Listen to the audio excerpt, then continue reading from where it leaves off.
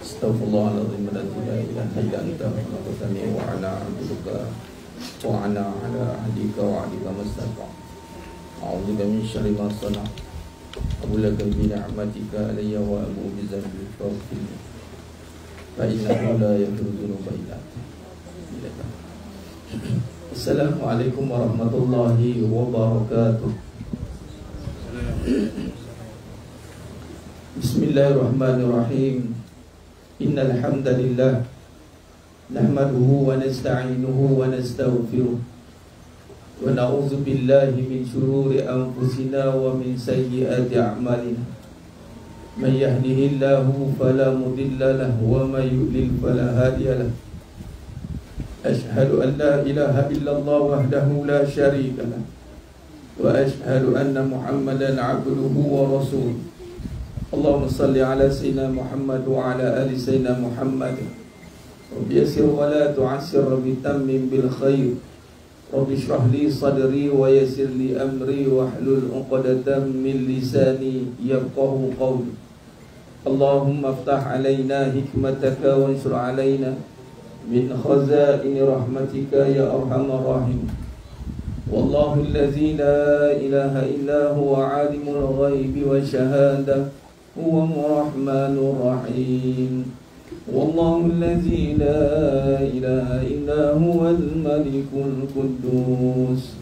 Al-malikul quddus as-salamul mu'minul muhaiminul azizul jabbarul mutakabbir. Subhanallahi amma yushrikun.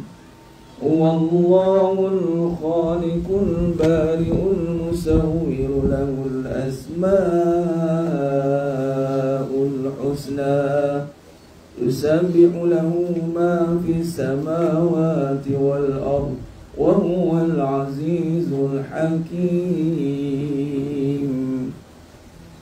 La hawla wa la quwwata illa billahil aliyyil azim. ولا منجا من الله إلا إليه أما بعد أيها المؤمنون اتقوا الله usikum wa iyaya bittaqwallah faqad fazal muttaqun. Sedang jemaah yang dimuliakan Allah Subhanahu wa taala, mudah-mudahan kita semua tergolong dalam golongan hamba-hambanya yang benar-benar bersyukur. Amin ya rabbal alamin. Alhamdulillah summa alhamdulillah ala kulli hal. Alhamdulillah ala kulli ni'mah. Pertama mula dan selama-lamanya merapatkan setinggi-tinggi syukur kehadrat Allah Azza wa Jalla. Dalam arti kata sebenar-benar syukur, yang mana syukur yang hadir dari hati yang sedar akan bahawasanya segala nikmat yang Allah kurniakan kepada kita hari ini, terutama nikmat iman, amal dan ketaatan, adalah untuk menterjemahkan tanda-tanda kebesaran Allah SWT. Ini Allah bagi kita iman untuk kita merasakan tentang tanda-tanda kebesaran Allah. Wa rabbaka fakabbir. Tapi bagaimana nak merasakan tanda-tanda kebesaran Allah kalau kita tidak mengenal Allah? Bagaimana nak mengenal Allah kalau kita terhijab dengan kehidupan kita? Antara penghalang besar untuk kita mengenal Allah Subhanahu wa taala itu adalah diri kita, hidup kita. Iaitu alam aghyar, kebendaan. Sebab tu kita alhamdulillah dalam perjalanan yang panjang, kurang lebih masuk 4 tahun dah, 2019 start, yang mana ikut PKP yang start, ikut pengajian hakikat kehidupan. Dan sebelum tu pun pengajian ni pun berjalan start daripada 2014 lagi sebenarnya. Kehidupan ini kita syarahkan, kita cuba hayati, kita cuba mendalami perbahasan hakikat kehidupan. Kita cuba menyingkapi perbahasan-perbahasan, permasalahan-permasalahan kehidupan. Tujuan apa ni mas sekalian? Tujuannya adalah untuk kita keluar daripada hijab yang mana kebendaan menutup kekuasaan Allah. Sebab tu kita bahas hakikat kehidupan. Ada satu perbahasan yang mana kita membongkar, kita menyingkap, kita mengupas, kita mentafsirkan perbahasannya tentang kehidupan bersandarkan kepada kebenaran. Dan alhamdulillah berkat istiqamah kita duk kekal, duk dalam memahami kehidupan, maka Allah SWT berkenan dengan izinnya, dengan rudat dan iradahnya, maka hari ini Allah SWT izinkan untuk kita mendalami kehidupan kita dengan ilmu yang menjadi kewajipan bagi semua mukallaf. Malah dalam kedudukan wajib, fardu tu, fardu ain dan kewajiban, ianya menjadi wajibal wajib, wajib bagi segala kewajiban, yakni ilmu tentang Allah, tauhid. Dan hari ini alhamdulillah, pada tarikh hari ini Allah takdirkan bermulanya perbahasan kitab yang di tangan jemaah semua dan yang ada di online. Alhamdulillah, Allah izinkan kita untuk mendalami kehidupan kita dengan perbahasan sejarah dan kupasan pendekatan akidah sifat 20. Ini perkara dan perbahasan yang sering kali kita dengar, perbahasan sifat 20. Sifat 20. Malah dalam aliran ataupun kaedah tauhid manhaj Asy'ariyah Al-Maturidiyah, maka sifat 20 ini adalah pegangan dan perbahasan Nusantara. Nusantara kita memang berpegang kepada perbahasan sifat 20. Cuma mutakhir ini ada perbahasan-perbahasan yang cuba untuk menafikan perbahasan ini. Kewujudannya seakan dipersoalkan, kan? Seakan ianya umpama rekaan. Walhal ianya adalah perbahasan yang diilhamkan oleh Allah, oleh perjalanan para ulama tentang kehidupan juga. Nanti kita akan belajar sebab tu di sini sejarah dan kupasan pendekatan akidah. Dan alhamdulillah jemaah sekalian, syukur pada Allah, berkat kesabaran, maka Allah pertemukan, bila kita nak mencari ilmu, Allah pertemukan guru yang benar dalam membawa ilmu. Dan alhamdulillah Allah takdirkan kitab yang dikarang oleh Datuk, insya-Allah Datuk Amin. Dia jadi ketua jabatan lah tu. Tuan guru saya Dr. Nik Muhammad Syukri Nikwan, yang ni pengarang kepada kitab yang kita bacakan ni. Alhamdulillah pengarangnya masih ada lagi. Dan sampaikan Dr. Nik Muhammad Syukri menyampaikan salam kepada semua jemaah sekalian dengan lafaz Assalamualaikum warahmatullahi wabarakatuh. Dan beliau mengatakan salam rindu pada semua. Masya Allah, jumpa pun tidak, rindu sudah datang. Inilah dipanggil rantaian ataupun silah leluhur rohani. Dan beliau sangat menggalakkan. Bila saya minta izin kepada beliau, dia ni guru saya yang Allah takdirkan saya sambung pengajian dalam Master Usuluddin, dan Allah pertemukan dengan guru yang pakar, yang orang kata apa, pergi kepada sumber. Kita lalu dengar perbahasan sifat 20, tapi tak tahu ujung pangkal mana sejarah. Sekali Allah datangkan seorang guru yang mahir kaji tentang sejarah terus. Dan saya bagi tahu awal, pengajian ni, kajian ni berat. Saya bagi tahu awal. Dan kita pun dah mulakan juga di surau tempat Tuan Syekh kita, Tuan Mizi kita. InsyaAllah bulan ni dah. Jumaat ni dah. Jumaat ni pun kita mula, Jumaat minggu ketiga dan keempat.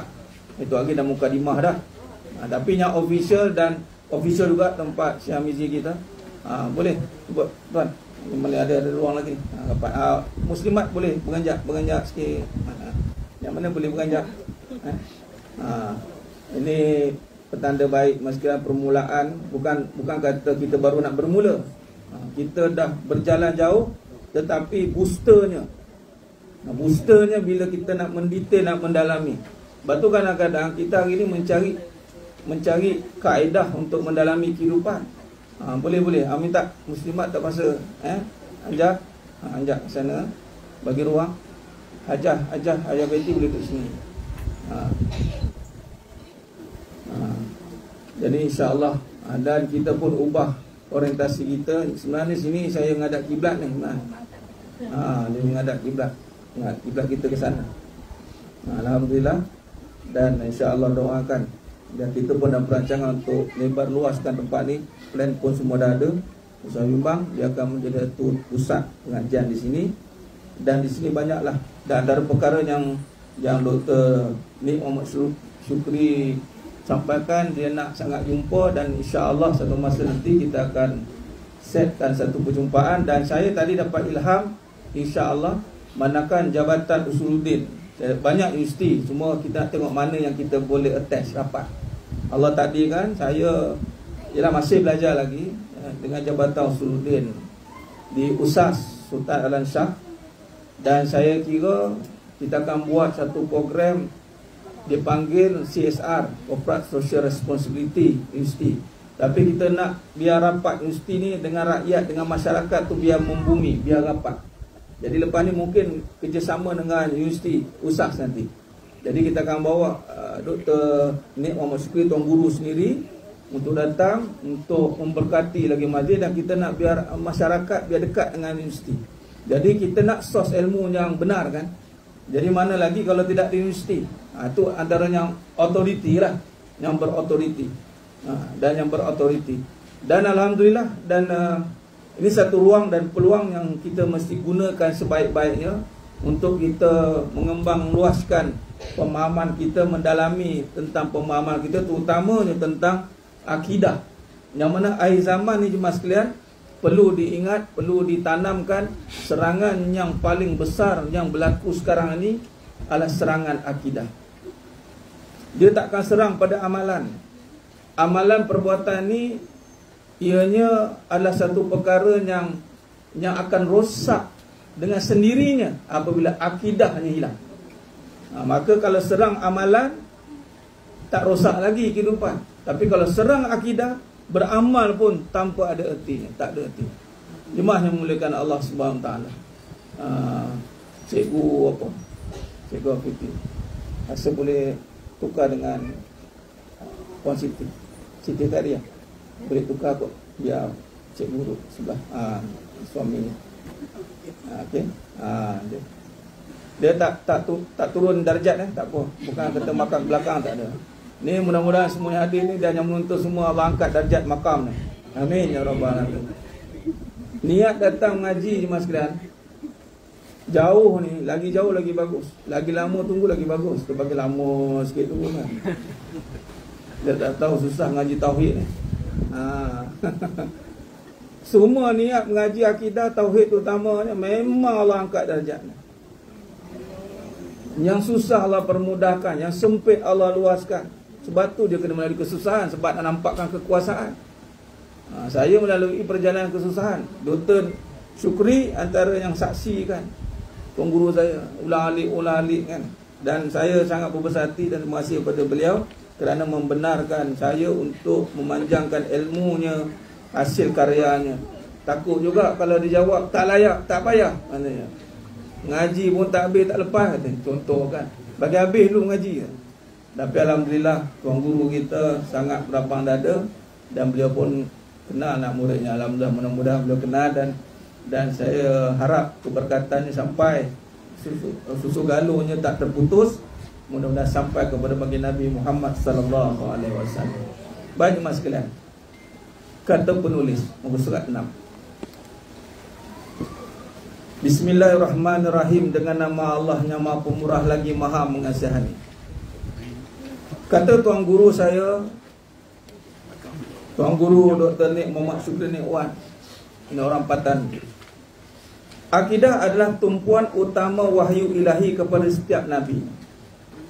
Penumpuan diberikan supaya setiap umat selamat dan sejahtera dalam kehidupan mereka sepanjang zaman. Sirah mencatatkan bahawa Nabi Muhammad SAW selama 13 tahun berada di kota Mekah semata-mata bagi membentuk akidah dalam masyarakat jahiliah ketika itu. Mukadimah ini dimulakan bahawasanya penekanan wahyu ilahi kepada setiap Nabi, yang tumpuannya adalah akidah. Bagaimana yang kita mulakan tadi, serangan yang besar bila ia jadi tumpuan, maka serangan dia tertumpu pada perkara yang menjadi tumpuan. Dan 13 tahun berada di kota Mekah semata-mata bagi membentuk akidah dalam masyarakat jahiliah ketika itu. Olehnya demikian, akidah yang teguh dan mantap menjadi dambaan kepada setiap manusia yang bergelar dirinya sebagai mukmin kepada Allah Subhanahu Wa Taala. Memang hari ini tiada perkara lain yang kita dambakan. Amalan yang mantap, amalan solat yang mantap, puasa yang mantap, zakat, semualah amalan sunat yang mantap, itu dapat dirasai hanya melalui akidah yang mantap. Kalau selagi akidah kita tidak mantap, maka amalan kita tu akan seperti ada kekosongan, ada kepincangan. Silap bulan, kita mempersoalkan pula, aku dah solat, kenapa hidup aku susah? Nampak? Aku tolong orang, kenapa orang tak tolong aku balik? Nampak? Aku susah payah mengaji, tengok Allah uji aku berkali-kali. Apa yang tak kena dalam hidup aku? Sebenarnya jemaah sekalian, amalan yang kita lakukan itu selagi mana tidak bersalahan dengan fiqh yang manhajnya, insya-Allah semua tu kita boleh nampak dengan jelas. Lahiriah ni kita boleh nampak. Kalau salah, contoh solat, rukuk salah, kita boleh nampak. Sujud salah, kita boleh nampak. Qauli salah, kita boleh perbetulkan. Tapi kalau akidah salah, nak nampak kat mana? Tapi kesan kepada perkara itu adalah amalan kita rasa macam tak fit, tak solid, rasa macam ada sesuatu yang tak kena. Maka di situ adalah kemantapan akidah yang perlu diperbahaskan semula. Dan perbahasan akidah tidak boleh menjadi perbahasan berkala. Dia kena perbahasan setiap masa. Fi kulli lamhatin wa nafasin bi'adadi kulli ma'lumin. Setiap hela nafas kena perbahaskan akidah 24 jam. Kalau solat ada waktunya, kalau zakat ada waktunya, kalau puasa ada waktunya, kalau amalan yang lain ada waktu. Tapi akidah setiap waktu. Nah, maka yang menjadi dambaan, memang kita harapkan dalam pengajian ini sehingga Allah gunakan, ya Allah berikan aku akidah yang mantap dan teguh, agar kita dapat mengharungi berbagai cabaran dan dugaan di kehidupan akhir zaman yang begitu mencabar akidah kita, atau bahasa mudah, mencabar kepercayaan kita, mencabar hubungan kita dengan Allah Subhanahu Wa Taala. Elok-elok dah yakin Allah tu Maha bagi rezeki, tapi bila tengok hidup kita macam tak menentu je, dah mula kita pertikaikan, ragu dalam hati. Tapi kalau tak dirawat, lama-lama terkeluar dan dizahirkan, hancur amalan kita. Dia tunggu kita keluar daripada mulut je. Lisan ni habis, kita memang jadi kufur jali, kufur yang nyata bila kita nyatakan dengan lisan, ataupun syirik akbar. Kalau dalam hati tu mungkin kita boleh kira lagi, itu pun tak boleh sebenarnya, berbahaya. Inna syirka la zulmun azim. Sangat berat syirik itu, kezaliman yang besar. Baik. Akidah adalah kunci kebahagiaan seorang hamba Allah SWT di dunia dan di akhirat. Tanpa akidah yang benar, tepat dan jelas. Nah, ini kata kunci yang mesti kita garis bawah di situ. Benar, tepat dan jelas. Akidah yang benar, akidah yang tepat, akidah yang jelas. Benar itu mesti membawa kepada tepat. Tepat mesti membawa kepada jelas. Bila benar, tepat dan jelas, maka itulah kebahagiaan pun datang. Nah, maka tiga perkara besar ni perlu dikupas. Benar bagaimana benar, tepat bagaimana tepat, jelas bagaimana jelas. Nah, maka segala amalan yang dilakukan tidak akan diterima oleh Allah SWT sekiranya tiga-tiga perkara ini tidak ada dalam hidup kita. Bagaimana amalan sebagai seorang suami, kalau dia menjadi seorang suami yang tidak benar akidahnya, tidak tepat akidahnya, tidak jelas akidahnya, maka amalannya bimbang, tidak diterima. Apa ciri amalan tidak diterima? Tak ada kepuasan. Ciri amalan diterima adalah hati kita puas. Allah bayar kita puas hati. Susah macam mana ni? Ni relatif. Kesusahan adalah relatif. Hasil kesusahan itu dia dapat apa? Susah mengaji, payah menunggu, berhabis duit, berhabis masa. Orang kata apalah kamu ta'asub sangat ni. Kalau bahasa ta'asub ke, datang pula dia ta'asub cari duit, tak kira pula. Tapi orang tengok kita susah payah, tapi relatif. Dia bukannya confirm kita akan susah. Sekiranya kesusahan itu benar dan tepat dan jelas akidah kita, kesusahan itu disertai dengan kesenangan. Fa innamal usri yusra. Janji Allah tu pasti bersamanya kesenangan. Tapi kalau kesusahan yang tidak berserta dengan benar, tepat dan jelas, maka pengakhirannya atau penggandingan kesusahan adalah kekecewaan. Fras. Sia-sia jadi suami, sia-sia jadi isteri, berapa ramai isteri hari ini isteri yang tersakiti. Betul tak? Saya dah give up jadi baik ustaz. Sangat bagi muka kat suami. Jadi kalau kali ni saya nak bagi kaki je kat suami. Saya tak nak bagi muka lah. Alhamdulillah Allah. Nah, itu tidak tepat lah tu. Tidak benar, tidak tepat, tidak jelas. Amalan ditolak. Nah, ilmu akidah Islami yang merupakan ilmunya amat penting berbanding ilmu-ilmu Islam yang lain. Nampak? Tuan Guru jelaskan. Kalau nak buat perbandingan di saat bertembungnya, di mana kepentingan, maka di sinilah meletakkan lebih penting daripada ilmu-ilmu yang lain. Nah, kerana ia membincangkan prinsip asas secara menyeluruh ke arah mengenal Allah serta sifat-sifatnya. Disebut akidah, dia meliputi yang pertama, mengenal Allah serta sifat-sifatnya. Kedua, tentang Nabi dan Rasul dan tempat kembali segala makhluk setelah mati, iaitu yaumul akhirah. Bagi memenuhi kepentingan tersebut, para ulama sepanjang zaman turut menampilkan karya masing-masing dalam berbagai bentuk keperluan seperti kitab, bait, syair, buku dan sebagainya. Nah, dalam perbahasan kita jemaah sekalian, kelebihan dalam pengajian ini adalah kaitan dan kita akan faham tentang karya-karya. Sebab lahirnya perbahasan ini adalah daripada kajian karya-karya akidah. Kajian karya-karya akidah. Nanti kalau kita nampak waktu perbahasan yang ke depan, nanti kita akan nampak karya-karya akidahnya disebut satu-satu. Tinggal lagi kita lah nak mendalaminya pula. Pergi search, tengok PDF, cari kitab tu. Tinggal lagi dalam ini dirumpunkan, disekalikan. Dan kita sebagai orang yang menuntut ilmu talibul ilm, menjadi sebagai tuntutan kita untuk terus mengkaji dan menggalinya, mendalaminya. Baik. Kini umat Islam terdedah kepada pelbagai cabaran fahaman luaran dan dalaman yang menguji akidah mereka. Umat Islam perlu kembali kepada akidah keimanan kerana ia merupakan jalan tunggal bagi mendekat diri kepada Allah yang Maha Esa. Baik. Maka berbalik pada tadi, cabaran akhir zaman. Kini umat Islam makin penghujung zaman, makin cabaran akidah makin pekat. Nak tak nak, kena balik pada akidah. Beramal ni dah cakap saja amalan. Orang kata macam-macam amalan dah sekarang. Nah, ni di depan saya, alhamdulillah ada yang membeli, yang belikan ni pusat perubatan ni daripada almarhum Tuan Guru Datuk Ismail Kamus. Amalan ni macam-macam ada. Tinggal nak buat tak buat. Tapi asas kepada amalan adalah akidah. Kalau beramal tapi tidak benar, tidak tepat, tidak jelas, maka ayat apa pun tak jadi.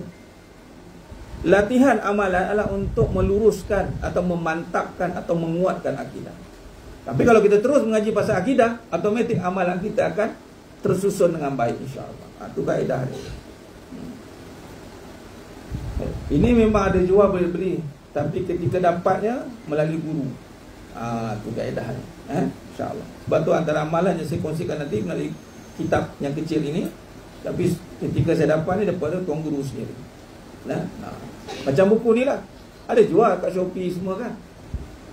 Tapi cara dapat tu lah. Ni beli ni kerana ada arahan, ada tuntutan. Dia jadi lain. Baik. Mereka perlu membersihkan daripada segala kekeliruan menerusi mengenal Allah SWT serta sifatnya, kerana ia merupakan bahagian terpenting dalam pembinaan iman berasaskan syahadah la ilaha illallah Muhammadur Rasulullah. Ayat di sini kata bawah atau kata gariskan di bawah membersihkan. Beruntunglah mereka yang menyucikan, merugilah mereka yang mengotorinya. Bersih daripada apa? Kekeliruan. Bukan tak tahu, tapi keliru. Tapi keliru tu daripada tak tahulah. Kalau dah tahu tak ada keliru. Okey, baik. Maka membersihkan daripada kekeliruan menerusi. Maka mana nak hilangkan kekeliruan? Kembali mengenal Allah. Kembali kita mengenal Allah serta sifatnya. Kerana mengenal Allah ni menjadi bahagian terpenting dalam pembinaan iman. Dalam nak membina iman ni adalah dengan mengenal Allah, kerana ianya perkara asas kepada pembangunan pembentukan syahadah la ilaha illallah Muhammadur Rasulullah. Kata Nabi SAW mafhum hadis, Jaddidu imanakum, perbaharuilah iman kamu. Kaifa nujaddidu imanana, bagaimana kami nak memperbarui iman kami? Min aksiru min qawli la ilaha illallah, dengan memperbanyakkan kalimah tu thayyibah, la ilaha illallah. Tuntutan kalimah la ilaha illallah bukan pada lisan, tetapi pada iman. Iman itu pada hati. Bagaimana nak bicara la ilaha illallah tapi kita masih keliru? Bagaimana nak bicara la ilaha illallah tapi kita masih banyak bercampur aduk dengan pemahaman-pemahaman yang tak betul akhir zaman? Maka cara untuk kita berbicara kembali dengan yang benar, maka kita kembali mengenal Allah dengan sifat-sifatnya. Ini nak meluruskan balik. Dan kita kena sentiasa memperbarui, kerana apa? Sebab keadaan iman kita turun dan naik, turun dan naik. Tapi kita tidak boleh berserah kepada nak buat macam mana ustaz dah turun dan naik, tak boleh. Sebab kita ada akal, kita ada iman yang Allah berikan tanggungjawab untuk menjaganya. Dengan apa? Dengan ilmu. Bila kita lazimi hidup kita dengan ilmu, maka syarat ataupun menjadi penyebab kepada terjaganya iman. Ciri ni ilmu yang benar, yang awal tadi, benar, tepat dan jelas. Itu ciri yang telah digaris pandukan. 3 ciri itu. Baik. Mereka perlu berpegang teguh kepada Tuhan Yang Maha Esa, menerusi bukti-bukti dan hujah yang nyata, terang, tepat dan jelas, serta berpaksikan Al-Quran dan hadis berasaskan keterangan para ulama muktabar. Nah, hujah, tengok, mengenal Allah itu adalah disertai dengan hujah. Nah, hujah kerana ini melibatkan fahaman. Bila fahaman ni dia ada percakapan-percakapan, ada pandangan-pandangan, maka untuk mematahkan balik pandangan-pandangan itu adalah dengan hujah. Tapi hujah itu mesti berserta dengan dalil. Hujah itu mesti nyata. Jangan hujah yang tidak berasas. Kadang-kadang orang bagi tafsir-tafsir yang tak kena. Salah, kalau salah faham tentang Allah, dia pergi letakkan pada sifat yang tak sepatut pada Allah. Jadi hujah tu tak kena, tak nyata. Kedua, terang, tak boleh berselindung-berselindung. Dia tak ada memahami tentang Allah mengenali sehingga kita tak jelas. Dia berahsia-rahsia, tidak. Dia kena terang, tepat dan jelas. Berpaksikan Al-Quran dan hadis dan keterangan para ulama muktabar. Nah, perbahasan ulama muktabar inilah akan zahirnya, lahirnya kitab-kitab yang perbahasan-perbahasan yang menyokong pada perbahasan akidah. Baik, Tuan Guru Dr. Nemat Syukri terpanggil untuk bersama-sama membanting tulang, berkongsi segala ilmu dan pengalaman yang ada. Beliau ni seorang yang mahir dalam bidang akidah, Mas. Pengalaman beliau ini secara bilhal lah keadaan. Saya berguru dengan beliau sendiri. Secara lahiriah saja, masuk kelas ni tak bawa kitab, tapi mengajar tentang karya kitab ni. Karya-karya akidah ni besar. Fiqhul Akbar, tentang kitab yang besar, kitab Tauhid, Asy'ariyah, Maturidiyah, Maqalah Islamiyah. Besar-besar lah kitab-kitab. Duduk macam ini. Saya tak tahu nak mengajar apa. Tanya apa yang tak tahu. Itu. Kalau setara tanya apa yang tak tahu tu, kita tabik spring kan. Dan di saat dikupas, disyarah, Masya Allah, memang Allah bagi ilham. Saya kira itu satu kelebihan kat beliau lah. Banyak kajian-kajian beliau sebenarnya kalau kita dalami nanti banyak. Antaranya beliau mengkaji semula asas akidah Tauhid 3. Pernah dengar Tauhid 3 kan? Tauhid 3. Nanti kita ada bincang dalam ni. Siapa yang pengasasnya dari mula, Imam Ibn At-Tamiyah, macam mana. Dia kaji sejarah. Bila kaji sejarah ni penting. Jadi itu antara pengalaman saya sendiri berdepan dengan beliau. Dan syarah kitab tu macam gitu je. Tengok, syarah terus. Masya Allah. Ni benarlah bila katakan berkongsi segala ilmu dan pengalaman yang ada. Benar. saya menyaksikan, walaupun tidak panjang masa saya dengan beliau, tapi hubungan rohani itu rasa. Sebab kita memang kalau duduk lama tu memang kita tak ada masa. Tapi bila Allah beri masa, kita kena minta Allah Ta'ala bukakan segala apa kefahaman yang kita perlukan. Dan Masya Allah, Tabarakallah, maka di situ saya berpeluang, saya pula berpengalaman dan berpeluang menyaksikan tentang perbahasan beliau sendiri. Masya Allah. Manakah tidak, ketika kitab-kitab disyarahkan, duduk belakang lagi ni. Dia tunjuk-tunjuk macam itu. Kemudian syarah balik sejarah, buka tarikh ni, ulama' ni wafat bila, ulama' ni wafat bila. Ini kaji balik ulama' ni siapa dulu. Allah, saya dengar pun tengok. Tak kerti lagi bab tu kan. Tapi hebatlah, betul lah tu. Jadi bersyukur Allah pertemukan dengan guru begitu. Begitu juga kalau dalam bab qiraat pun Allah pertemukan dengan guru pakar juga. 7 qiraat, 14 riwayat, insya-Allah. Baik. Jadi berkongsi kepada masyarakat awam, membantu masyarakat awam mendalami konsep akidah sifat uluhiyah. Di sini tengok penekanan tentang konsep. Apa maksud konsep? Kaedah. Kaedah. Kaedah ataupun dipanggil sistem. Kita kena faham sistem. Sebab tu sistem ni adalah dibangunkan. Dia adalah yang dibangunkan. Ialah pendekatan yang berpandukan Al-Quran, Sunnah dan pandangan para ulama yang muktabar. Jadi kalau orang kata sifat 20 ni apa? Pendekatan yang berpandukan Al-Quran, Sunnah dan pandangan para ulama yang muktabar. Dengan lebih mesra manusia buku sifat 20 digarapkan dalam perbahasan yang kita sedang mula untuk menelaah ini adalah sifat 20, sejarah dan kupasan pendekatan akidah. Jadi di sini ada satu kelebihan yang mana kita belajar tentang sejarah dan kupasan pendekatan akidah. Dan buku ini, kata beliau, buku ini sesuai. Walaupun kalau kita baca tengok ilmiahnya, tapi dia sesuai. Sesuai dimiliki oleh setiap individu bergelar Muslim, khususnya masyarakat awam yang masih kurang memahami akidah secara tepat dan jelas. Baik, di sini ulang lagi sekali. Kurang memahami akidah dari tepat dan jelas. Bukan kata tak tahu. Kita kalau tanya semua orang, semua tahu tentang Allah, kan? Ingat kau seorang dia tahu. Oh, buat tahu tu, syarah bagi kat dia. Tapi tepat dan jelas tu, kita boleh menembak, tapi nak jadi sniper tu, supaya tak habis peluru. Jadi buku ini membantu kita yang dah tahu ataupun yang nak ambil tahu atau nak mendalami secara tepat dan jelas.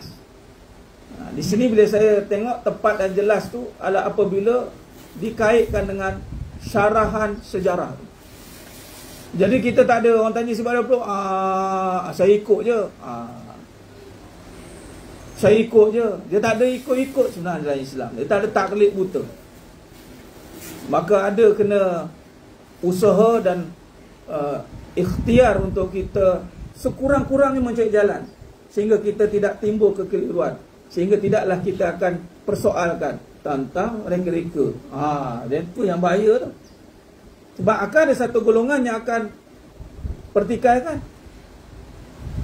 Jadi kalau kita tak faham dengan tepat dan jelas, bagaimana kita nak mempertahankan, walaupun kita tak mampu nak menghuraikan, sekurang-kurangnya kita mempertahankan. Itu yang penting ya. Baik. Jadi menurut kitab pengajian ini, tepat dan jelas itu terbagi pada 4. Yang pertama, memahami kembali, memberi tumpuan sepenuhnya kepada akidah Ahlussunnah wal Jamaah. Mana akidah Ahlussunnah wal Jamaah? Kita kembali kepada tumpuan akidah Ahlussunnah wal Jamaah. Kedua, menerangkan sejarah perbincangan tentang sifat-sifat Allah. Tengok ayatnya, sejarah perbincangan. Saya dapat pengajian ni, saya lega betul. Memang secara personally saya lega sungguh. Sebab menjawab kepada bila orang tanya soalan bila mula. Bila start? Kat mana ni? Kita tak tahu. Bila tak tahu tu, tulang kau. Memanglah, kerana tak semua orang bertanya macam itu. Tapi sekurang-kurangnya bila ada ilmu ini sejarah perbincangan ni, maka kita memantapkan lagi kepahaman. Nah, memantapkan lagi kepahaman. Tak, Allah. Ada ruang lagi ni. Potong-potong tak? Dalam. Boleh. Ada lagi ruang. Memang tu ustaz tengah. Masuk tak? Dia tidur. Kucing tidur. Orang ngaji tahu dia tidur. Ni makan fanak dia panggil. Ni fanak billah. Kucing lena dengar pengajian tauhid. Ustaz, bagi laluan. Alhamdulillah. Fadal Ustaz, fadal. Ada lagi. InsyaAllah. Fadal Ustaz. Alhamdulillah. Masih. Mudah-mudahan jadi pahala pada arwah tok saya. Nah, tongkat ni. Start nak mengaji ni. Nak start mengaji ni. Abang saya jumpa tongkat tu. Timbul. Padahal rumah ni dah kemah dah. Tongkat tu. Tongkat tu. Ini daripada buluh ni. Senang buat ni. Pada ruas buluh. Ni tempat ni tempat mengajar ngaji. Orang panggil sini wak kari. Kalau dia pelajaran mau sempat ni masuk wak kari tu kenal lah. Kan? Kalau tempat jumpa beliau lagi lah. Mana duduknya alif, mana duduk lam, sudah dia faham macam itu. Saya tetap ambil lah ilmu tu. Tak apalah. Tu perbahasannya gitu. Baik. Yang kedua tadi, menerangkan sifat sejarah perbincangan atas sifat Allah SWT, juga kemunculan, nampak ni, kemunculan dan perkembangan perbahasan sifat 20 secara terperinci. InsyaAllah. Terperinci ni penting ni. Sejarah permulaan tu, pencetus ni.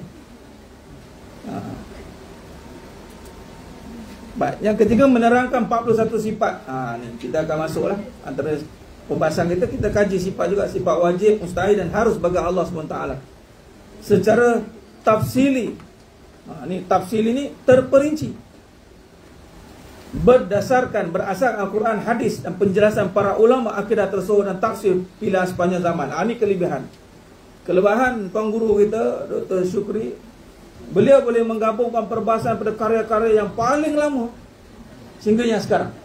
Nanti jemaah boleh tengok nanti susunan antara terjemahan karya-karya. Masya Allah. Tinggal larat tak larat saja kita nak baca satu-satu kitab. Siap tulis muka surat lagi. Berapa muka surat? Kita ni berapa muka surat? Allah. Kita sekarang pakai ambil sajalah. Alhamdulillah. Pakai makan lah. Pakai sama-sama makan. Dan yang keempat, merungkai isu-isu yang mencabar akidah sifat 20 seperti akidah Tauhid 3. Ini kata Tauhid 3 ni. Anjuran golongan Salafiyah. Ini yang kita akan, ini antara perkara yang timbul juga jemaah sekalian. Cabaran ni kita akan bincang pada bab yang akhir nanti, tak silap saya. Baik. Akhir kata Tuan Guru Dr. Syukri mengatakan mudah-mudahan buku ini mampu memberi kefahaman dan penjelasan yang bermanfaat dan meleraikan segala kemuskilan.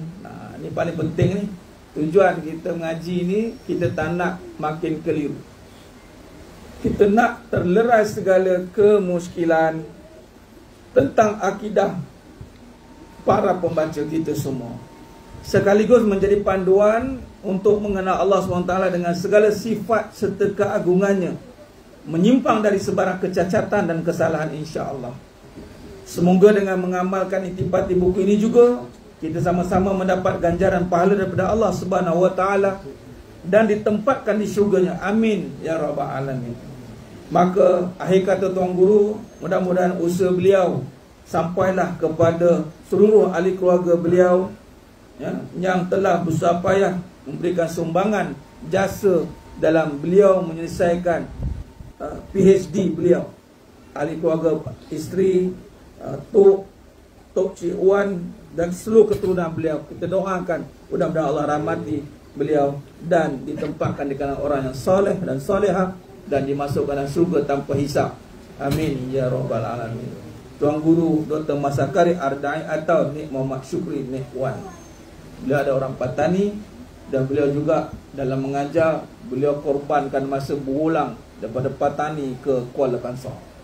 Ada waktu dia. Kadang-kadang beliau beritahu saya kena kejar waktu border gate tutup. Dalam seminggu tu ada waktu dia kena berulang balik ke Patani, patah balik sini. Beliau pun seorang yang gigih lah dalam mengajar ni. Dan sekarang kita ambil peluang yang saya kata tadi, beliau ada ketua Jabatan Usuluddin USAS. Dan saya kira nanti sampai masa nanti insya-Allah kita akan buat program bersama Rough Academy ini dengan Jabatan Usuluddin untuk bertemu dengan masyarakat. Biar universiti turun ke lapangan. Macam saya mudah-mudahan jadi salah seorang antara yang penyambungnya lah. Apatah lagi berjumpa dengan Tuan Guru sendiri dan beliau mengizinkan, insya-Allah mudah-mudahan pengajian ini mendapat berkat daripada Allah Subhanahu Wa Taala. Amin ya rabbal alamin. Baik, di sini seterusnya, nanti saya tak baca ni, anda semua, tuan-tuan semua, jemaah sekalian boleh baca. Dan kitab pengajian ini juga telah mendapat kata penghantar khas daripada Datuk Dr. Afiti Al-Akid. Ya. Tuan Guru saya kata apa? Beliau sendiri WhatsApp bertanya, minta, dan alhamdulillah Datuk Dr. Afiti Akiti perkenan untuk menjadi kata pengantar kepada kitab ini. Dan di sini kalau kita lihat, Mas Kira boleh baca sepintas lalu lah kata-kata pengantar ni. Kita boleh nampak bagaimana sejarah bermula sejak dahulu lagi, sejarah lazimnya beragama Islam usia 13. Manhaj Ahlussunnah wal Jamaah berakidah Asy'ariyah, kalau ada bahasa Asy'ariyah Al-Maturidiyah. Dan kemunculan Mujaddid Al-Sanusi. Ini Mujaddid ni. Antara maksud Mujaddid ni pembaharu. Pembaharu tu Mujaddid. Pembaharu ni bukan buat yang baru, tetapi bagi nafas baru. Mujaddid. Kalau tanya siapa pengasas kepada susunan sifat 20, bukan pengasas pada sifat 20. Itu kena faham. Sebab perbahasan tentang kalam ni sudah wujud pada zaman Al-Imam Abu Hanifah. Yang Fiqhul Akbar, kitab awal tu dah start perbahasan ilmu tentang sifat Allah. Dan bertembung dengan golongan Mu'tazilah yang menolak sifat Allah. Setiap karya-karya akidah pasti akan menjawab kepada perbahasan sifat Allah. Maka kalam, sama', basar itu banyak sudah dibahaskan dalam karya-karya yang sebelumnya. Ya? Dan juga perbahasan tentang Al-Quran kalamullah. Kerana Mu'tazilah ni menolak Al-Quran tu kalamullah, sifat. Sebab pertama asas dia kata Allah tak ada sifat. Dia tolak terus. Cuma bahaya dia bila kata Allah ada sifat ni, dia akan memisahkan kita untuk ingat Allah. Akhirnya dunia ni memang tak ada kena mengena dengan Allah. Itu halus masuk perkara-perkara itu.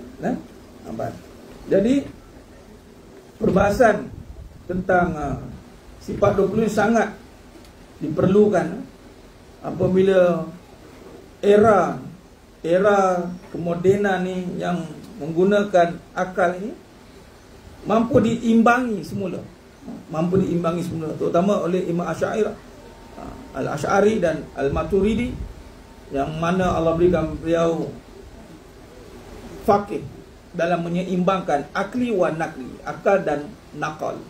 Ini baik.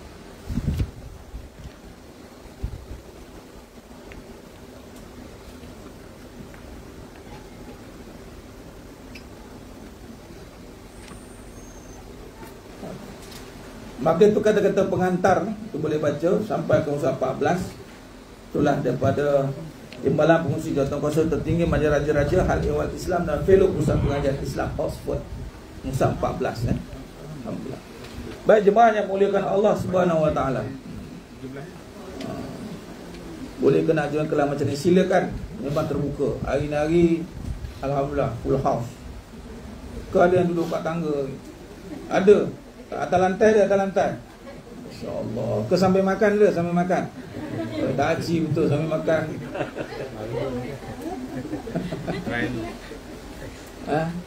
Belakang sampai tengah InsyaAllah. Alhamdulillah. Baik, kita masuk sikit pendahuluan. Muka surat 15.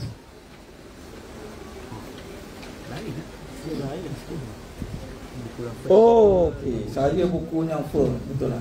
Ini yang semua yang baru ni kan? Ustaz yang baru. Tak. Ni yang first. 2021 2022. Ni second page. Boleh ni? Maknanya penerbit masih simpan yang ni. Ni 20. 21. Cetakan sama 21. Oh ya. 22.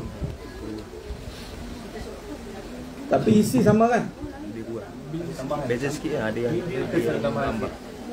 Ini semua yang dapat edisi? Pendek sikit. Ya. Ya. Yang wakaf? 2021. Okey, yang beli? Yang beli sama. Oh. Dia baru tu dia tipis sikit. Tak apa. Jadi yang beli betul buku surat 15 pendahuluan. Betul? Okey, baik. Baik. Surat 10 Ustaz. Yang wakaf surat 10. Okey, tak apa. Kita masuk dalam bab pendahuluan. Pendahuluan. Okay. Allahumma salli ala sayyidina Muhammad.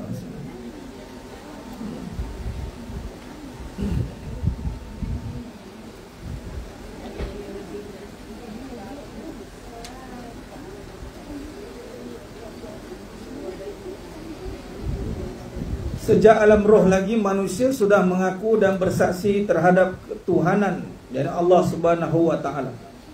Sebaik saja roh-roh keturunan anak-anak Adam AS dikeluarkan dari sulbi mereka sebelum dihantar ke alam dunia sebagai seorang manusia yang memiliki roh dan jasad. Peristiwa ini direkodkan dalam kitab Al-Quran dalam surah Al-A'raf ayat 172 yang berbunyi, wa idh akhadha rabbuka min bani adama min zuhurihim zurriyyatahum wa ashhadahum ala anfusihim alastu bi rabbikum qalu bala syahidna an taqulu yaumal qiyamah inna kunna an hadha ghafilin.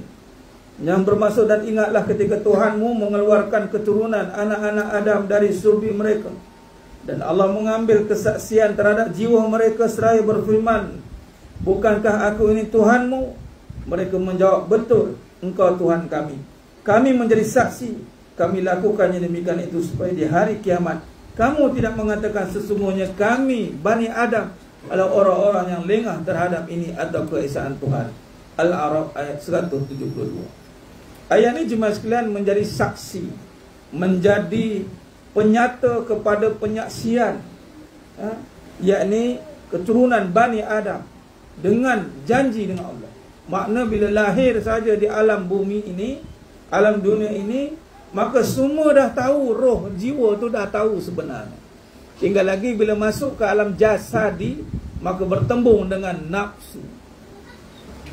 Nah, nafsu ni lah yang akan cuba mendinaikan, menolak. Jikalau tidak kuat jiwa kita untuk menapis serangan nafsu tersebut, maka kita akan terjebak, terjerumus kepada kerosakan. Tapi kalau kita kuat untuk membangunkan hati kita, jiwa kita dengan kebenaran, dengan tepat dan jelas, maka nafsu akan ditundukkan. Tunduknya nafsu itu adalah semata-mata hanya senya untuk mengesakan Allah Subhanahu wa taala, bukan tunduk sebab amalan kita. Tak ada satu amalan pun boleh menundukkan nafsu dengan kita beramal sendiri. Amalan yang boleh menundukkan nafsu itu adalah kembali mengenal Allah. Kenalkan nafsu kepada Allah, maka tunduklah dia.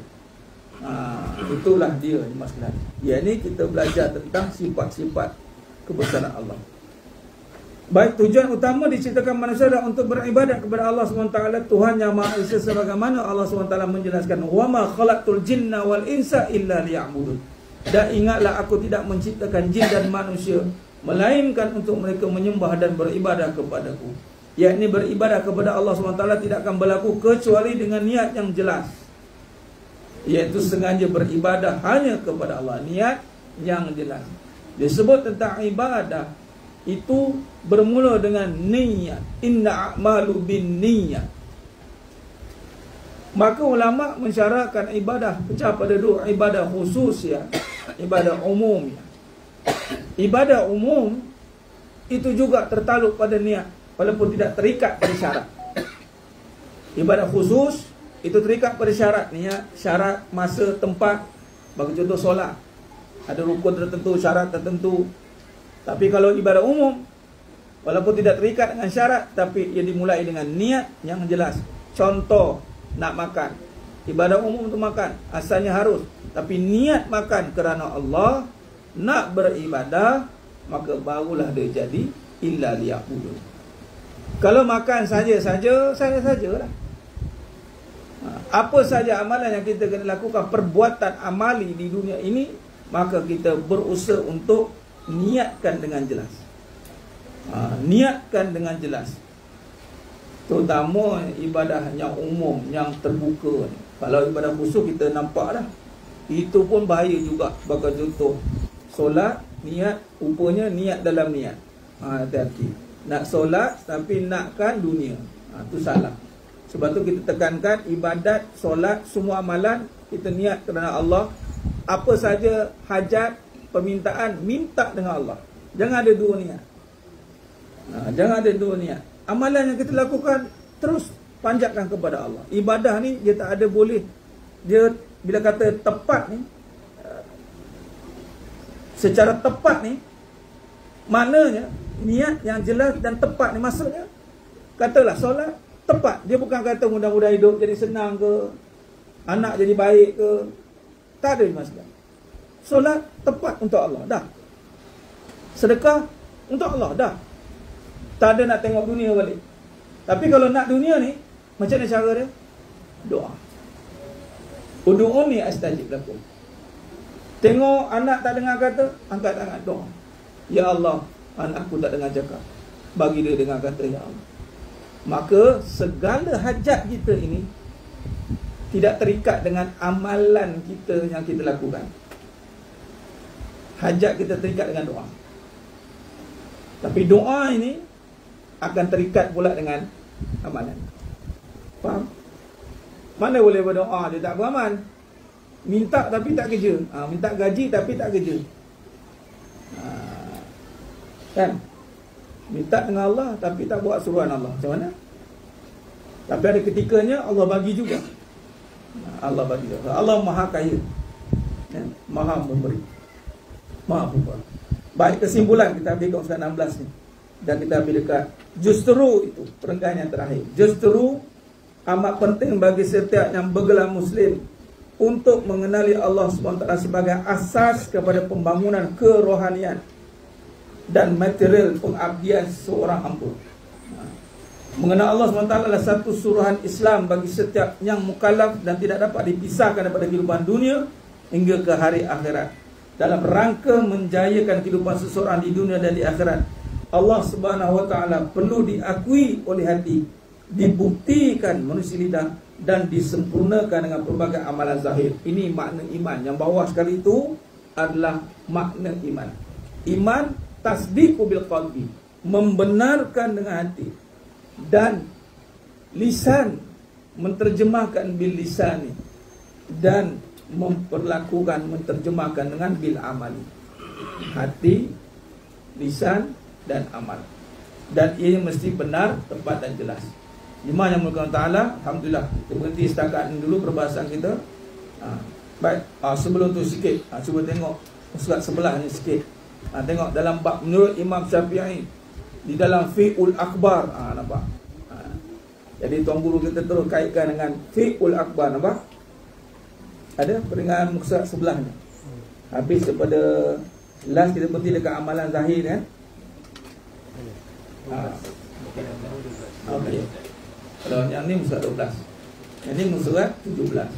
Sebab menurut Imam Asy-Syafi'i di dalam Fiqhul Akbar, ni yang saya kata ni kitab ni. Jadi kita nak buka kitab tu tak sempat, tapi tuan guru kita buka dan syarah masuk dalam ni. Dan kita apa kita boleh buat? Kita boleh buka kitab tu, mendalami. Ini adalah kitab yang awalan perbahasan dalam karya akidah yang besar. Kitab Fiqhul Akbar Abu Hanifah, antara kitab awal yang berbahas tentang akidah. Nama Fiqhul Akbar, tapi sebenarnya cerita tentang tauhid. Dia adalah hukum fiqh. InsyaAllah berhenti setakat tu dulu. Berhenti setakat tu kita akan sambung pada surat yang seterusnya. Ada soalan? Soalan tak? Ya. Tak tahu tak sesuai ke tak?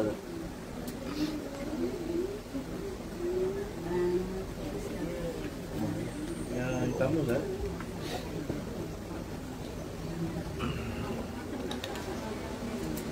tentang asas kejadian manusia yang sebenarnya. Yang nak faham Ustaz, manusia ni kejadiannya dengan tiga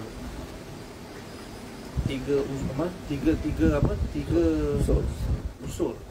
Maksudnya Nabi Adam daripada tanah, Hawa daripada tulang sulbi. Tulang rusuk. Manusia biasa Tulang sulbi tadi, Aimani. tulang sulbi air mani. Maksudnya Aimani, tulang sulbi. tulang sulbi sumber Aimani tu. Oh gitu. Okey, satu. Yang kedua,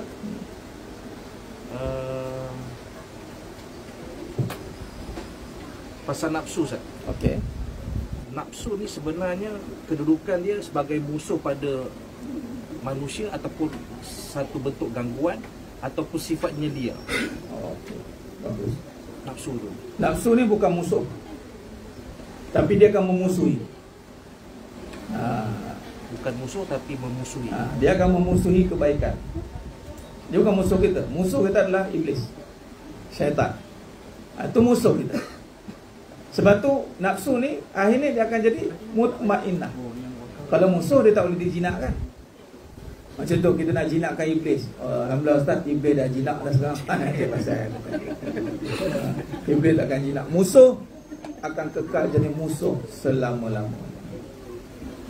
Nafsu itu bukan musuh kita, cuma dia jadi tunggangan kepada musuh kita. Sama ada kita boleh menunggang dia ataupun iblis menunggang dia. Salah satu. Kita battle, kita lawan dengan iblis ni.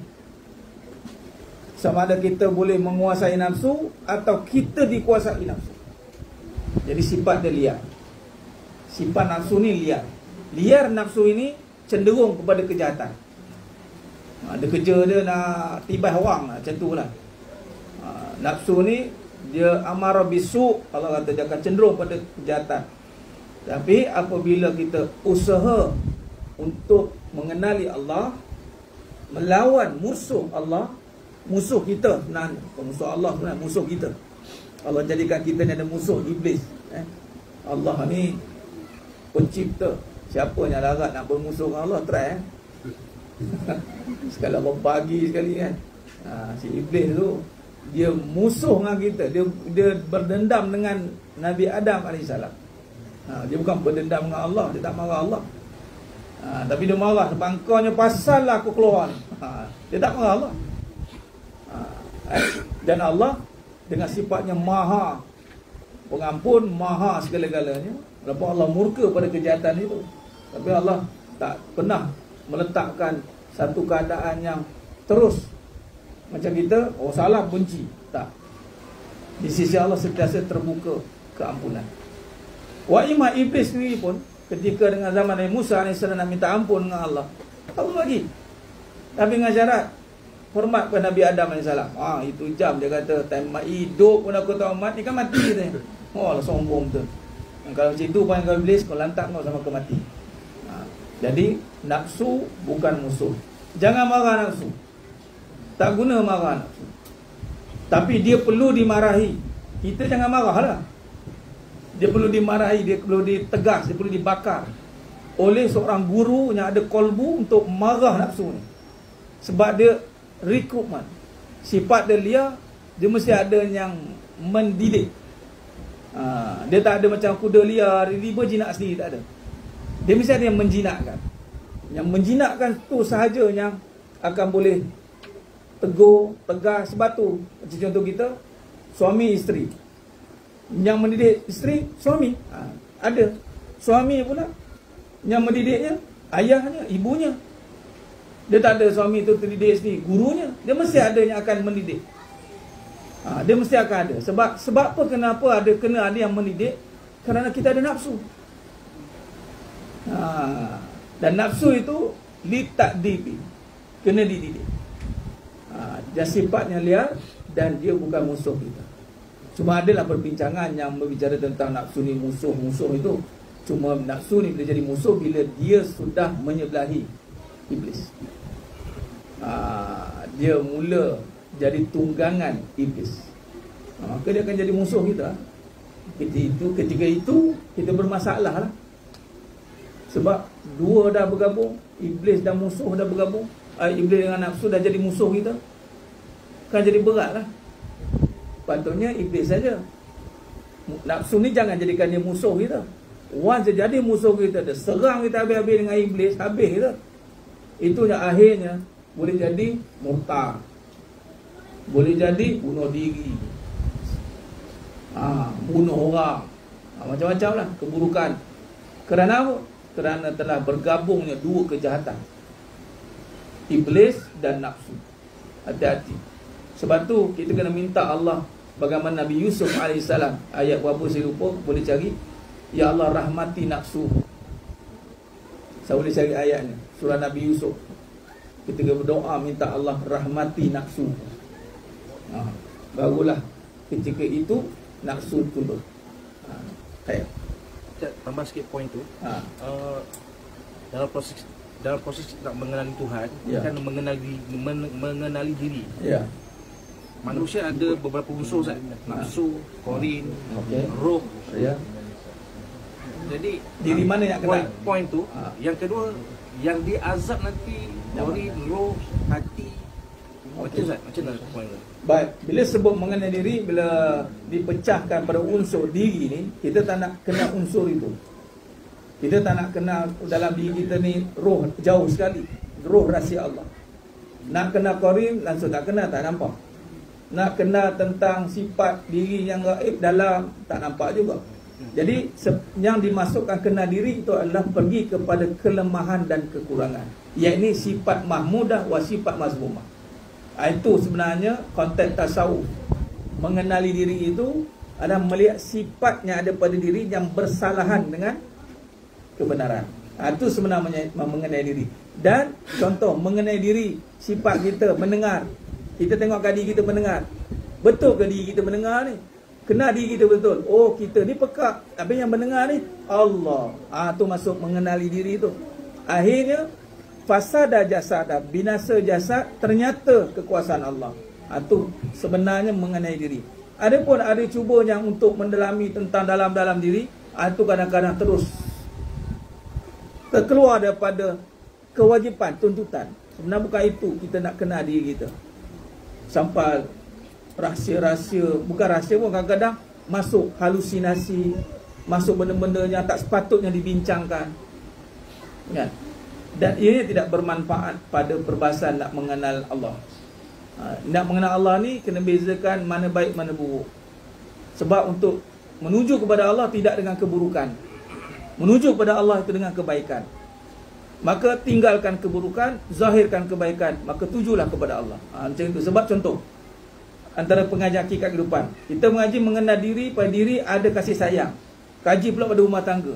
Nah, nak mengenal Allah dengan kasih sayang itu kita nak buat pergi jumpa Allah. Sebab tu kita nafikan bukan isteri, bukan anak. Kita bagi itu ayat trigger je saya nak petik. Nak tengok melekat tidak dengan jasad tu. Rupanya melekat sayang dengan jasad. Sebab tu marah bila kita sentuh tentang isteri, sentuh tentang suami, marah. Walhal kita nak kembalikan perbahasan yang hak. Sifat sayang bertemu maha kasih sayang. Sifat kuat bertemu yang maha kuat. Itulah sebenarnya mengenai diri. Baik, tentang diazab itu adalah seluruh kembali jasad, dihidupkan kembali. Macam mana kita hari ini rasa diazab, sakit hati, badan sakit, macam itulah kita dihidupkan kembali di hari akhirat. Dan di dalam neraka, na'udzubillah min zalik, malah azabnya lebih dahsyat daripada sekarang. Semua kena. Fizikal, dihidupkan balik fizikal kita. Ada sekarang, rupa tak tahu Allah alam macam mana. Kan? Dalam hadis banyak dibangkitkan dalam keadaan bertelanjang. Kita tahu macam mana. Dan di dalam tu dibakar jasad.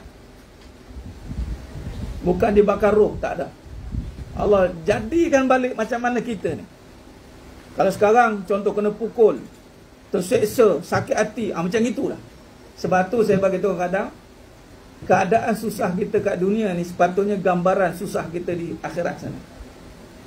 Alang-alang nak susah, biar susah sungguh. Alang-alang kita nak berusaha tak nak susah, biar berusaha sungguh-sungguh tak nak susah. Jangan kita, sebenarnya Allah bagi gambaran, dunia ni gambaran akhirat. Cuma bergabung keduanya. Susah senang duduk sekali, sakit sihat duduk sekali. Di akhirat, sakit terpisah, sihat terpisah. Susah terpisah, senang terpisah. Yang sihat, senang, syurga. Sakit, susah, derita, neraka. Sebab tu kadang-kadang kalau kat dunia orangnya sakit, orangnya ni, dia akan cakap macam neraka tu. Tapi kita jangan jumpa, kau ni Allah dah terjemahkan neraka dengan kau ni. Semacam memang kena siku memang sekali. Wa imma, Nabi kata betul, demam kan, panas kan, bahang api neraka. Nabi kata sejukkannya dengan wuduk. Memang kalau rasa badan panas, bahang tu, itulah bahang api neraka. Patutnya demam tu kita dah, ya Allah macam inilah panas neraka, ya Allah ampuni aku, ya Allah. Sebab tu setiap kesakitan diselangi dan disertai dengan istighfar. Sebab sakit tu gambaran neraka sebenarnya. Contoh pergi hospital, nak tahu itulah. Walaupun hospital tu dengan desain katil empuk, katil apa, kuku ke kowe ke bubuh lah, katil apa pun segala bala kat hospital, tetap dia kata aku tak nak duduk sini. Sebab hospital gambaran kesakitan. Walaupun nak sihat, tapi sakit.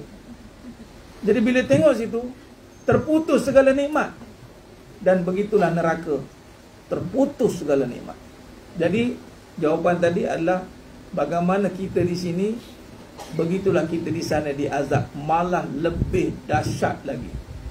Nah, kita tukar pula. Macam mana seronok di sini, begitulah kita seronok di sana, malah lebih dahsyat lagi. Duduk sembah-sembah, makan-makan, minum-minum, borak-borak kan. Gosip tak ada. Sini ada gosip, habis hilang kepala, padan muka. Sini sembang, siap tengah makan buah ni. Geng-geng ni mudah-mudahan, amin ya rabbal alamin, semua jumpa di surga balik. Amin. Jumpa balik. Jemaah, ini bukan kita buah kita makan dulu ke waktu kita tak laki dulu. Surah Al-Baqarah 25. Qalu hadzal ladzi ruziqna min qabl. Qalu hadzal ladzi ruziqna min qabl. Bukan buah ni kita pernah makan dulu. Nampak? Kita kat syurga borak balik waktu kita kat dunia. Rugilah kita kat dunia, kita tak borak-borak macam kita ingat kat syurga. Patut kita kena divert ke balik. Sebab bila kita di sana, kita akan mula recall waktu kita kat sini. Allah ruginya lah dulu aku suruh datang, tak laki tak datang, pemalas kata contoh. Ya Allah, kalau aku tahulah datang inilah membuat aku dekat dengan kau, pahala aku datang, biarpun merangkak. Allah Allah. Okey, clear? Alhamdulillah. Satu lagi, okeylah. Beza antara usaha, amalan dan doa. Okay. Bukan ke doa tu pun amalan dan salah satu usaha. Kenapa yang macam nampak ada beza doa dan amalan? Dia bila kata beza tu adalah perletakan dan keperluan. Doa ni peletakannya ketika berhajat, tetapi daripada susu galuh amalan yang satu. Cuma bila sebut amalan, itu adalah perbuatan semua yang kita lakukan, termasuklah doa sepatutnya. Malah doa rasul ibadah, kepala bagi ibadah. Seluruh ibadah ada perbincangan tentang amalan. Ini amalan, perbuatan. Perbuatan. Cuma bila kita kata amal, jangan kaitkan, jangan kita beramal untuk berhajat dan berdoalah. Walau berdoa pun amalan. Cuma bila kita bawa keluar perbincangan doa, kita nak khususkan pandangan doa untuk hajat tadi. Itu perletakan berbeza. Walau ini sama. Begitu juga dengan usaha. Hari ini mereka meletakkan usaha tu pada tempat, contoh untuk bekerja dapat duit, itu usaha. Walhal amalan juga usaha. Tapi ketika perbincangan itu tengok pada keadaan dia berubah, maka dia pun katalah usaha kerja itu adalah usaha. Walhal usaha itulah seluruh perbuatan kita, itu dinamakan usaha. Tinggal lagi usaha kita ke mana? Kepada Allah ataupun ghairillah, selain Allah. Kalau usaha kita terpisah, amalan lain, usaha lain, sebenarnya dia akan rosak. Sepatutnya kita kena jadikan seluruh usaha kita amalan. Seluruh usaha kita jadikan amalan. Dia panggil mengakhiratkan dunia. Kita bekerja itu adalah amalan kita, dan itulah usaha kita. Usaha apa? Untuk mendapatkan ridha Allah, untuk dapatkan pahala, di samping mendapatkan habuan dunia. Sampingan dunia ini kerana padanya wala tansa nasibaka minad dunia. Jangan kamu lupakan bahagian kamu kat dunia. Allah kata, apa nak pakai duit silakan, tapi yang utama itu adalah kerana nak beramal, nak bekerja. Soal contoh perempuan kan sentuh bak harta, habis marah semua orang, kecuali orang di sini lah. Kalau marah juga yang saya tahu, rasa rendah kat perigi belakang tu, tak berapa nak menjadi gamah. Kita kata bukan salah bekerja, salahnya fikir nak harta. Walhal bekerja je lah, janganlah fikir harta tu. Ini sebab nak harta lalu aku kena bekerja. Niat tak betul lah. Orang bekerja lah sampai dapat harta. Ini nak harta lalu aku nak bekerja, lalu sekali aku dikerjakan. Tak ada apa. Bekerjalah sehinggalah kamu berharta. Ini sebab nak harta lalu aku kena bekerja. Poinnya harta. Walhal kerja itu adalah amalan. Patutnya bukan salah wanita bekerja. Salahnya dia nak ada harta. Salah ke Ustaz? Salah itu niat dia tu salah lah. Oh salah ke Ustaz? Saya niat nak ada harta. Dah nak ibadat kan? Adakah ibadat kita nak harta? Nak pahala. Walaupun ibadat tu perlukan harta, tetap kena pahala juga. Tak boleh ada dua niat. Niat tadi kena bersih kan? Satu je niat pahala. Nak pahala, harta kemudian. Sebab tu gaji pun hujung bulan baru dapat gaji kan. Ada bila bekerja tu baru dapat gaji tu. Kalau ada tahulah negara mana buat. Kalau lah hari pertama kerja, hari pertama dapat gaji, itulah hari terakhir dia kerja. Macam itu tutup bengkak habis semua company. Kenapa ujung duit ujung sekali? Kerana nak bagi tahu bukan itu yang utama. Allah pun dah susun dah takbir hidup ni secara tanpa kita sedar. Sama juga macam Tuan Guru Datuk Ismail kamu kata apa? Beliau kata kalau kita berubat sebab nak duit, berdosa. Kita mengubat sebab nak duit, niat. Tapi kalau mengambil duit sebab berubat, harus. Bila dah berubat, lepas tu baru ambil duit, tu harus. Dah bersilat semua dengan kuntilanak, semua jin bertendang turun daripada gunung mana dah. Dah letih macam tu, tuan rumah ulu ni Ustaz buat suka hati. Terima kasih, Alhamdulillah. Lepas tu bagi dua dekat jin tadi. Nah, terima kasih. Pernah beli ajar. Bagi dua kat jin ni kan. Aku punya bahagian mana? Ya ada tu zakatnya main. Dia cakap ni berlaku. Tapi kalau dia mula awal-awal fikir 5 orang. Kena ada 5 orang lagi sakit ni, cukup 500 ni apa. Dia cari siapa sakit. Sebab bulan ni short. Tu haram. Berdosa. Niat bukan kerana Allah jadi dosa. Habis kalau bekerja niat kerana Allah Ustaz, tak fikir duit ke? Duit tu tak payah fikir, memang datang pun. Memang nak kena bayar dah. Ni list. Tak payah fikir, bank tolong fikirkan. Bayar. Ya kata. Tak payah fikir, ramai tolong fikirkan, insya-Allah. Jadi ibadat tu sebenarnya satu, semua satu. Bila dalam perbincangan kita pisahkan, tapi jangan terus terpisah. Sepatutnya ada perbahasan untuk menyatukan balik. Wallahu alam. Okey jemaah sekalian, mari kita tutup hari ini dengan munajat umat. Kita tak baca hizib Nawawi. Okey, buka, kita boleh ada yang buat air, kita boleh buat ruqyah. Kita baca qiraat bi qiraatil Fatihah, sabah qiraah, 14 riwayat.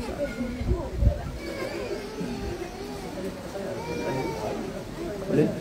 Siapa yang anak-anak yang mana nak minum bawah tu boleh dah bawa. Makan ke apa ke boleh. Bawa bagi anak-anak minum tu. Bagi. Tak apa boleh. Sila. Bawa.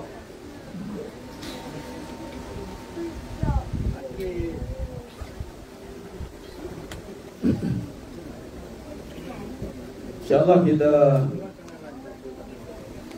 bacakan surah Al-Fatihah dengan qiraat 7 dan 14 riwayat fi kulli hajat. Mudah-mudahan Allah terima segala hajat kita.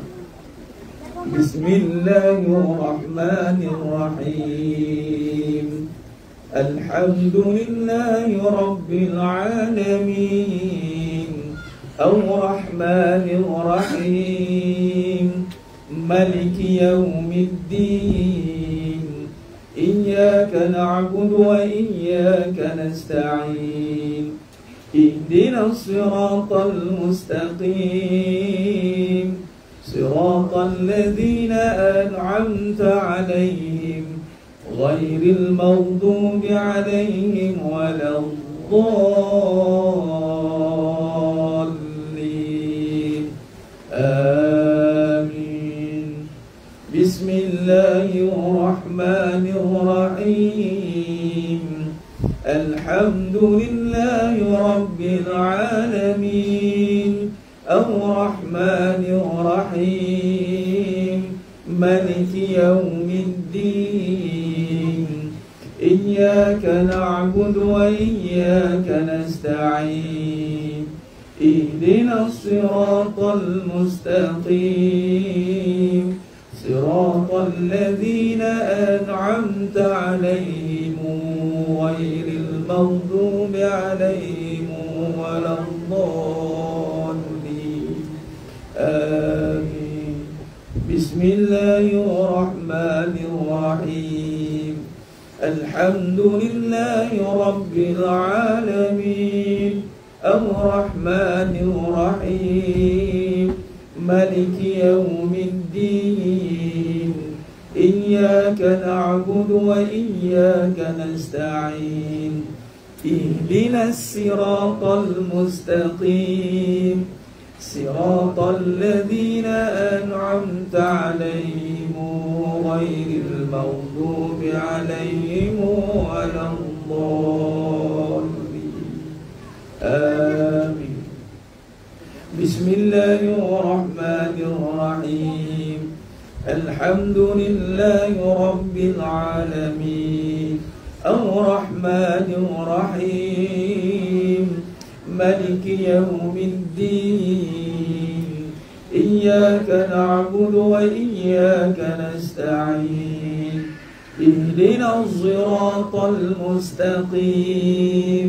Siratal ladzina an'amta 'alaihim ghairil maghdubi 'alaihim waladdallin.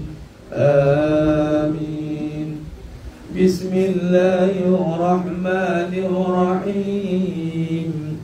Alhamdulillahi rabbil alamin. Ar-Rahmanir-Rahim. Maliki yawmiddin. Iyyaka na'budu wa iyyaka nasta'in. Ihdinas siratal mustaqim. Siratal ladzina an'amta 'alaihim ghairil maghdubi 'alaihim waladdallin. Amin. Bismillahirrahmanirrahim. Alhamdulillahi rabbil alamin. Ar-Rahmanir-Rahim. Maliki yawmiddin. Iyyaka na'budu wa iyyaka nasta'in. Ihdinas siratal mustaqim. Siratal ladzina an'amta 'alaihim ghairil maghdubi 'alaihim waladdallin.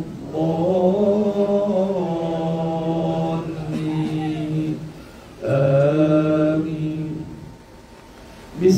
لله الرحمن الرحيم الحمد لله رب العالمين الرحمن الرحيم مالك يوم الدين إياك نعبد وإياك نستعين اهدنا الصراط المستقيم صراط الذين أنعمت عليهم غير المغضوب عليهم ولا الضالين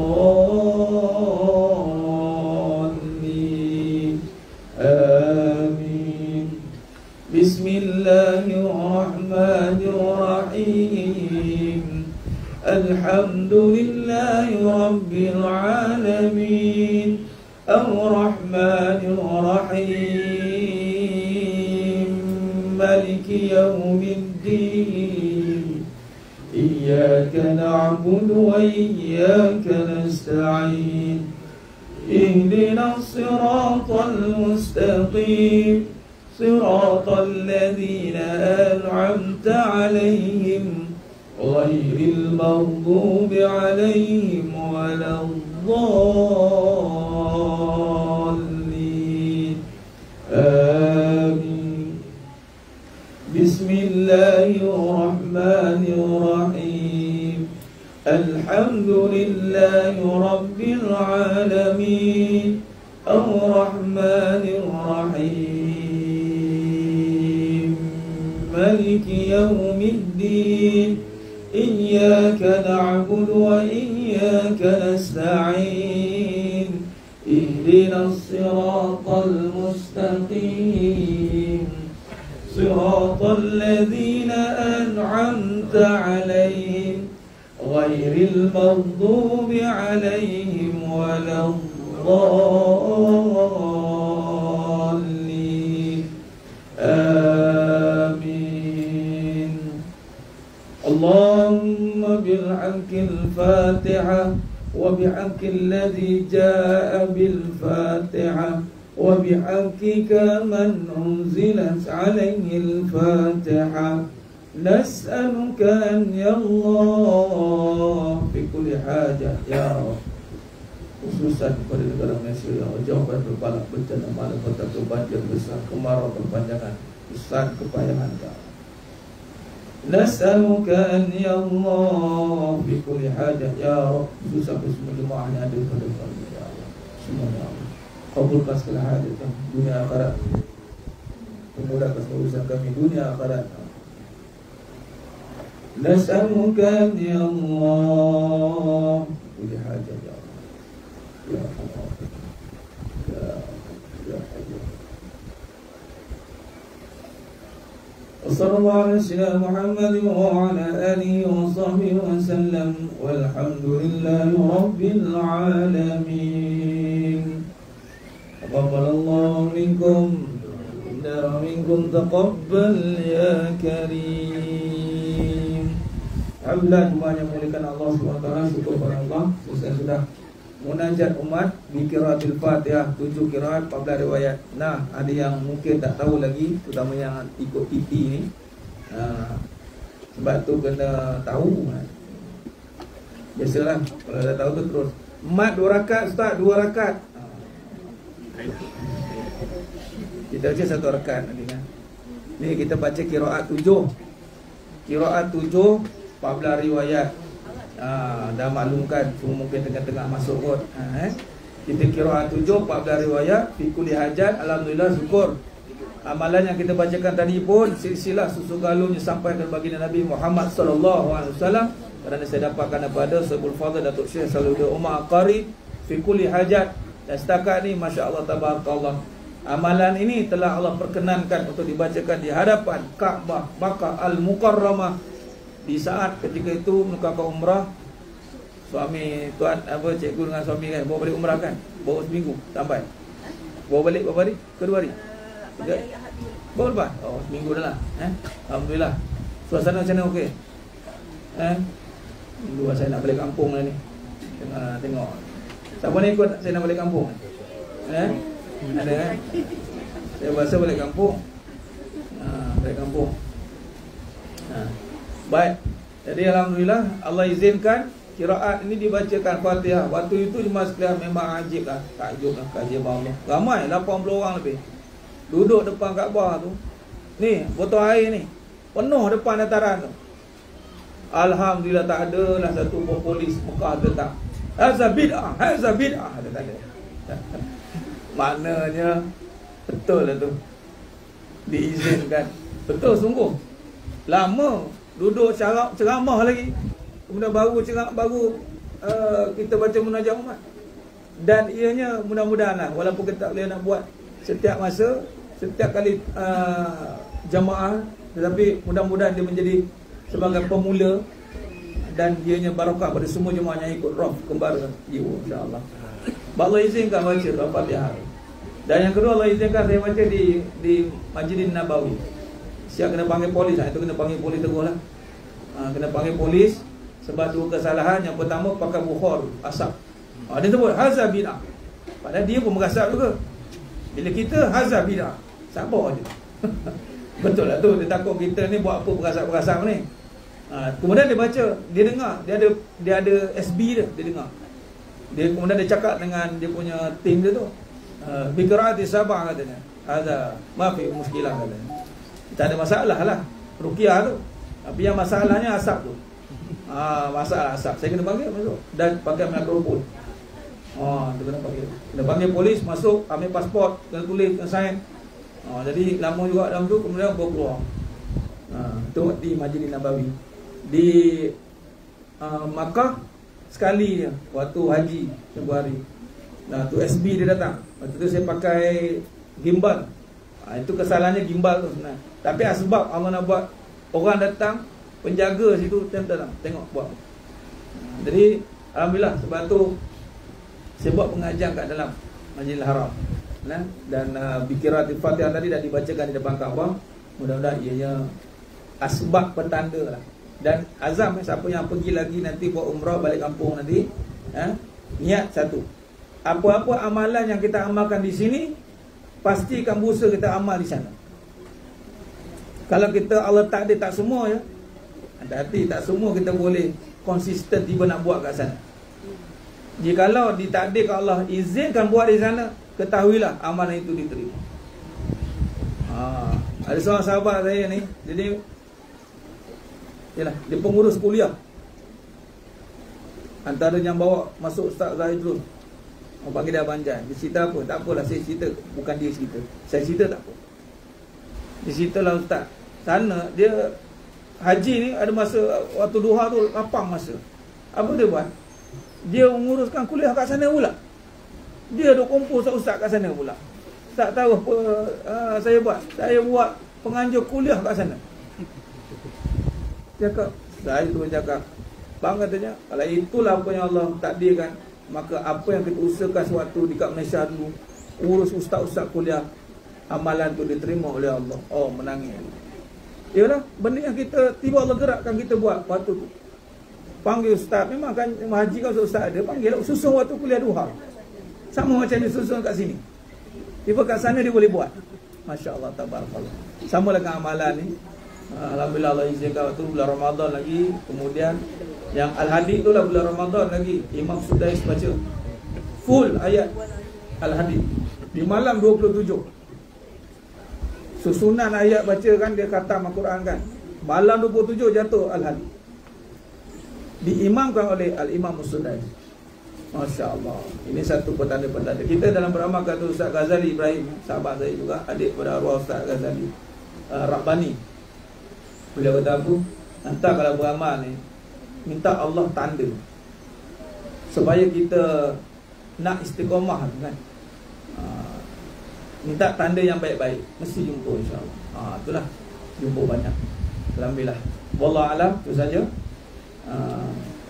Baik, ada masa lagi. Jadi setakat ini saja perbahasan kita pada hari yang penuh barakah ni. Kita akan jumpa pada siri akan datang insya-Allah. Setiap minggu kita akan ada talaki. Maka ikutlah mana yang nak datang setiap minggu silakan. Tapi kerana tak boleh datang setiap minggu tu, saya kena ada kelas setiap minggu.